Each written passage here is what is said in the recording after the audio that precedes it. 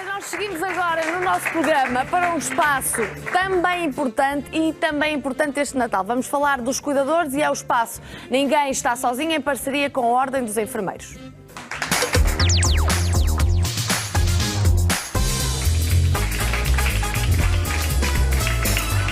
Olá, enfermeiro Carlos, está bem disposto? Já há algum tempo que não nos víamos.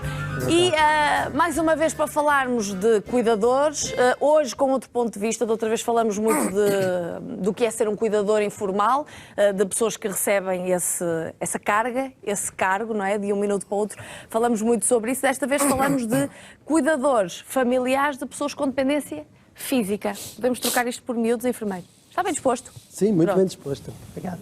E a Débora também está bem disposta? Também, obrigada. Okay. E, em primeiro lugar, cumprimentar a Débora e cumprimentar todas as pessoas que estão lá em casa e esperar que nós possamos dar aqui alguns contributos para que as pessoas possam cuidar melhor de um familiar com dependência física, como disse. Não é? O que é que se refere a uma pessoa com dependência física? Estamos a referir a uma pessoa que, por uma limitação física, não é capaz de satisfazer as suas atividades básicas de vida diária. Como, por exemplo, alimentar-se, como, por exemplo, vestir-se, como, por exemplo, mobilizar-se na cama, andar, ir à casa de banho. Isso mesmo. E, portanto, se a pessoa não é capaz de suprir, ou seja, satisfazer estas suas necessidades básicas, vai precisar da ajuda, e neste caso, de um familiar cuidador.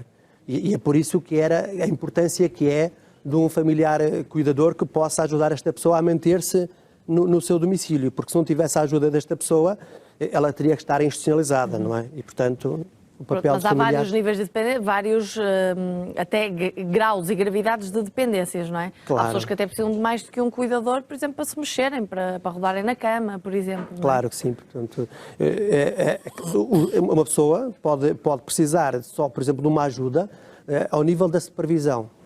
Pode precisar só de uma ajuda ao nível da orientação. Ou pode precisar de uma ajuda total, completa, exatamente. E por isso é que é fundamental que, quando as necessidades de ajuda do familiar cuidador são menores, isto dá menos sobrecarga, dá menos desgaste ao familiar cuidador. Quando ele tem uma dependência que se diga total, ou seja, as dependências podem ir desde leve, moderada, grave e elevada. Portanto, há vários níveis de dependência. E em função do nível de dependência vai precisar de mais ou menos cuidados. Daí a importância da formação dos familiares cuidadores. Não é? Da formação. Da formação, não é? Falando já então da formação, os enfermeiros, e este é um espaço em parceria com a Ordem dos Enfermeiros, os enfermeiros têm um papel preponderante nisso, porque é preciso fazer uma ponte entre os médicos, os cuidadores, a própria família, o doente. Portanto, o que é que os enfermeiros podem dar de bom aos cuidadores? De bom, de útil para o dia-a-dia? Claro, eu acho que esse é um tema extremamente importante e os enfermeiros têm sido, por exemplo, das pessoas que mais têm investigado nesta área. E, por exemplo, eu no âmbito da minha atividade docente na Escola Superior de Enfermagem do Porto, tenho feito e tenho atualmente 2 ou 3 alunos em trabalhos de doutoramento a investigar sobre isso. Por exemplo, tenho uma enfermeira, Lia Sousa, que está no Hospital de São João, no Serviço de Neurologia, e o que ela está a validar um programa sobre as necessidades de formação que o familiar cuidador precisa. Pois. Está a trabalhar com familiares cuidadores, porque a ideia não é a formação tem que ir de encontro às necessidades dos familiares cuidadores. E, portanto, ela está a trabalhar com um grupo de familiares cuidadores para ver 2 coisas. Qual são os conteúdos que eles precisam de saber para cuidar melhor de uma pessoa? E quais são a forma, como é que eles gostariam que esses conteúdos fossem transmitidos. Pois. Para validar este programa, para depois poder, no futuro, fazer isto de forma sistematizada e não fazer-se como se faz atualmente, que alguns serviços fazem de forma esporádica, mas outros, há familiares cuidadores que continuam a cuidar sem qualquer tipo de formação. Isso mete um bocadinho de medo.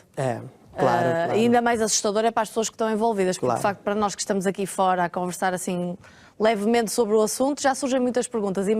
Não imagino o que é estar na hora com uma pessoa doente que não se possa, com dependência física, e surgirem imensas dúvidas. O que é que a pessoa faz? Vai ligar a quem? À mãe? Ao pai?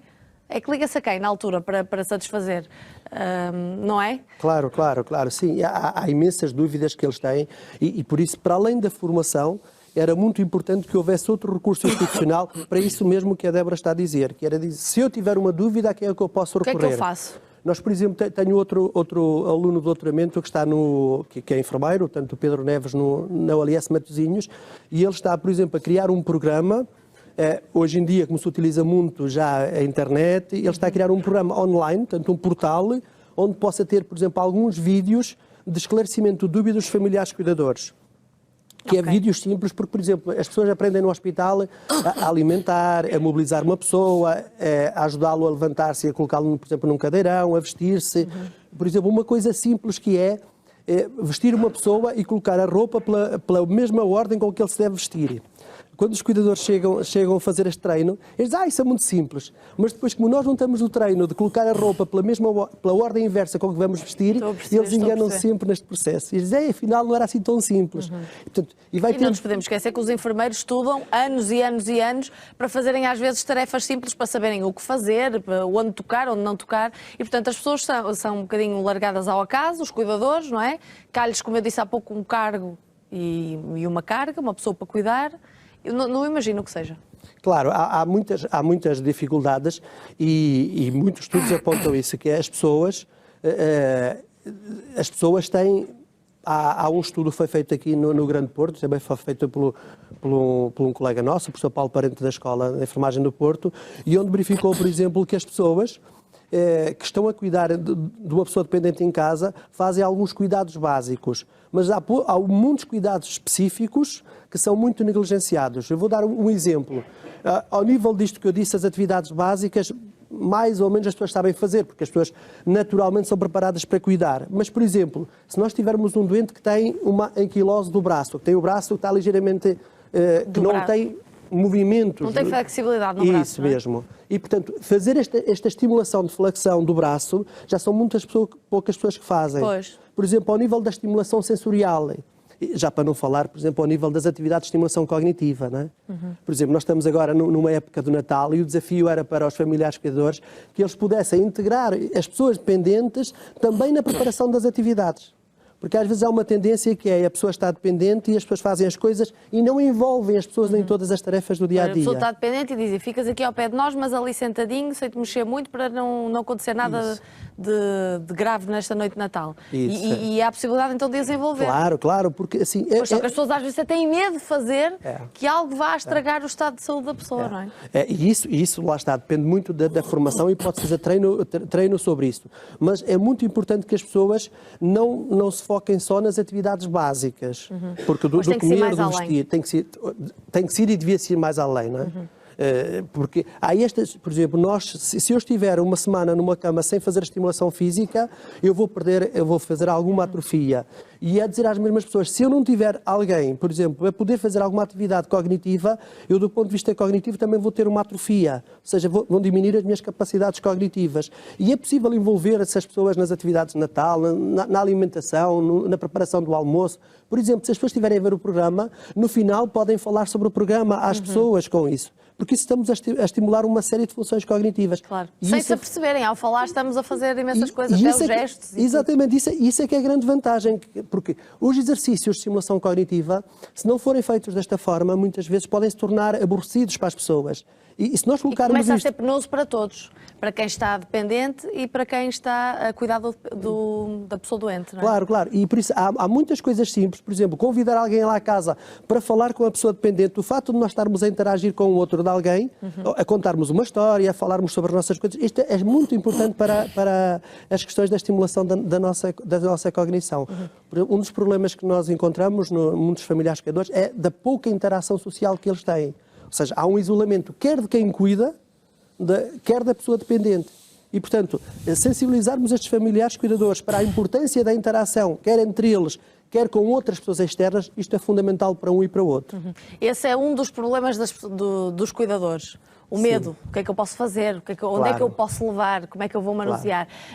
E a forma de dar a volta a esses problemas passa muito por aí com a interação com os enfermeiros, aprender como se faz, porque depois os enfermeiros não estão em todo lado. Claro, sem dúvida. O que devia ser era nós avaliarmos estes familiares cuidadores, por exemplo, se estes familiares cuidadores têm conhecimentos, capacidades e recursos para poder cuidar bem daquela pessoa. Pois.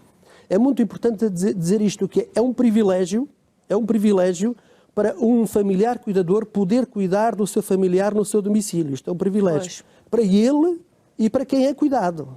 Ou seja, o cuidado em casa pode não ter, do ponto de vista técnico... Tudo o que esteja ali, tudo o que seja preciso às vezes, não é? Isso, como seria numa instituição, mas do ponto de vista humano, do ponto de vista da relação, do ponto de vista da dignidade da pessoa, é muito melhor eu estar em casa, desde, claro, cumprindo alguns pressupostos. E por isso é que era fundamental garantirmos, por exemplo, que este familiar que está a cuidar tem conhecimentos para poder cuidar.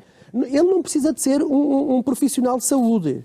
Por isso é que é importante a formação adaptada a cada caso. E ele precisa de saber dar resposta às dificuldades, às necessidades daquele seu familiar. Claro. Portanto, conhecimentos, capacidades, recursos. Porque às vezes há muitas coisas simples que a gente vê que muitos familiares cuidadores podem estar sobrecarregados porque não têm conhecimento dos recursos que podem utilizar. Recursos, por exemplo, imagino que muitos dos familiares cuidadores têm uma idade muito avançada. Alguém com mais de 80 anos, 20% tem mais de 80 anos, por exemplo. É cuidar de outra pessoa. É cuidar de outra pessoa. Como é que eu vou mobilizar uma pessoa, por exemplo, que não tem mobilidade no corpo? E como é que eu vou colocá-la em decúbito, por exemplo, de lado? Ou como é que eu vou colocá-la da cama para um cadeirão? Hoje em dia há uma série de recursos que as pessoas podem utilizar para facilitar estas tarefas. Mas se as pessoas não conhecerem esses recursos, como é que as pessoas os vão utilizar? E esse é que é um problema. Esse pode ser uma ajuda que eu acho que devia ser sistematizada. Eu penso que em Portugal vai-se trabalhar nesse sentido, mas devia haver em todos os sítios um programa estruturado para poder servir de ajuda a estes familiares cuidadores. Olha, deixe-me dar-lhe os parabéns, porque eu sei que é um estudioso destas áreas e faz muito por estas áreas, por isso eu gosto muito de o receber aqui e pronto. E tem sempre uma conversa muito fluida, que é bom também para as pessoas perceberem que há muito a fazer, mas há muitas coisas também bem feitas e algumas em seu nome. Obrigada. Muito obrigado. Obrigada, enfermeira. E um bom Natal para si. Obrigado.